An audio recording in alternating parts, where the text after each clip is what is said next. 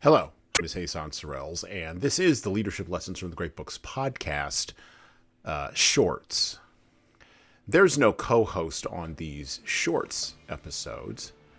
These are now around 2 to 4 minute, sometimes as long as 6 to 10 minute observations, ideas, thoughts, or rants about the literature, philosophy, psychology, and even the theology of leadership. Because listening to me talk about leadership for now around 2 to 4 minutes is still better than reading and trying to understand yet another business book. Even that business book your coworker won't stop raving about because it quote-unquote changed their life, but you can't see any difference in their leadership behavior. So how good could that author be? The signs are here that we are at the end of the Western project known as the Enlightenment. Begun almost 500 years ago, the Enlightenment started with the idea that man could discover things and solve puzzles in the natural world that had long stymied him through the leveraging of the scientific process. This idea ended with the self-immolation of meaning in the late 20th century and the atomization of individuals in the early 21st century. Sure, the Enlightenment brought Western man and the global man a lot of good things, democracy, natural law, penicillin, but it also brought genocide, language policing, and a general breakdown of the relationship between the sexes. The problem is, we have all the material stuff that makes physical life worthwhile, but without struggle and strife, none of that stuff means anything. And the only way out of the pinchers is either to travel through Aldous Huxley's Brave New World, or to traverse through an Orwellian, globalized, flattened, homogenized superstate. But, just as with anything else from human beings, we built the assumptions and the presuppositions of the Enlightenment, and we have the freedom to unbuild them as well. However, we can only do that if we become serious people again in the West. Serious people understand that the natural world doesn't care how enlightened human beings are. It is still red in tooth and claw. Serious people behave according to operating principles and standards that were laid down by other people who came from times before the 16th century. Serious people understand that becoming serious isn't a matter of becoming pessimistic, cynical, angry, and quote-unquote black-pilled.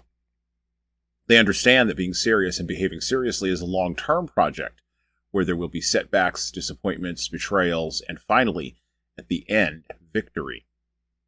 And I quote, "For I am now ready to be offered, and the time of my departure is at hand. I have fought a good fight. I have finished my course.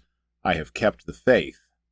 2 Timothy 4, 6, and 7, KJV. Unserious people, the people who claim to be elite, in charge, and quote-unquote running things currently in the West, are deeply, deeply unserious people, consumed with the desire to fulfill all their base appetites, destroy the boundaries of the world that hem them in, and unwilling to demonstrate the courage of their own convictions because they fundamentally have none. These people are devoid of meaning.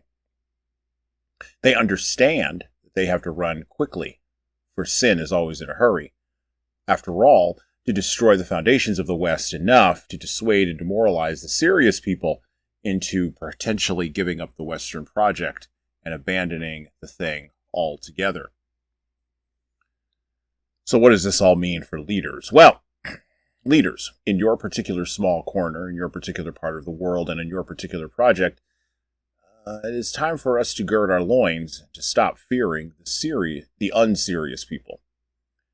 You want to spot their machinations and deceptions. You want to call them out by name and position. And then you want to use every tool at your disposal, short of sin itself, to move them to the side.